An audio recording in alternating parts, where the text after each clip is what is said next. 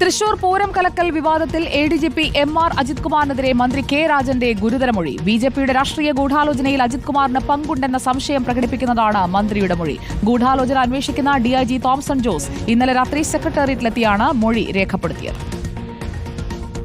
സംസ്ഥാന പോലീസ് സേനയിലെ ഉയർന്ന ഉദ്യോഗസ്ഥനെതിരെ മന്ത്രിസഭയിലെ രണ്ടാമൻ നൽകിയ മൊഴി ഗുരുതര സ്വഭാവത്തിലുള്ളതാണ്. ബി.ജെ.പി. നടത്തിയ രാഷ്ട്രീയ ഗൂഢാലോചനയുടെ ഭാഗമായോ എഡിജിപി എം.ആർ. അജിത് കുമാർ എന്ന സംശയം മന്ത്രി അന്വേഷണ ഉദ്യോഗസ്ഥനോട് പ്രകടിപ്പിച്ചു. ഗൂഢാലോചന അന്വേഷിക്കുന്ന സംഘം ഇക്കാര്യത്തിൽ വ്യക്തത വരുത്തണമെന്ന ആവശ്യവും മന്ത്രി മുന്നോട്ട് വെച്ചു. പോലീസ് മേധാവിക്ക് മുമ്പ് നൽകിയ മൊഴികൾ ഡിഐജി തോംസൺ ജോസിനോട് മന്ത്രി ആവർത്തിച്ചു. പ്രശ്നമുണ്ടാകാൻ സാധ്യതയുണ്ടെന്ന മുന്നറിയിപ്പ് നേരത്തെ നൽകിയിട്ടും അജിത് കുമാർ അക്കാര്യം ശ്രദ്ധിച്ചില്ല. പിന്നീട് രാത്രി വൈകി ഫോണിൽ വിളിച്ചിട്ട് എടുത്തില്ലെന്ന കാര്യവും ആവർത്തിച്ചു. ഇന്നലെ രാത്രിയാണ് അന്വേഷണ സംഘം മന്ത്രിയുടെ മൊഴി സെക്രട്ടേറിയറ്റിലെത്തി രേഖപ്പെടുത്തിയത്. റിപ്പോർട്ടർ, തിരുവനന്തപുരം.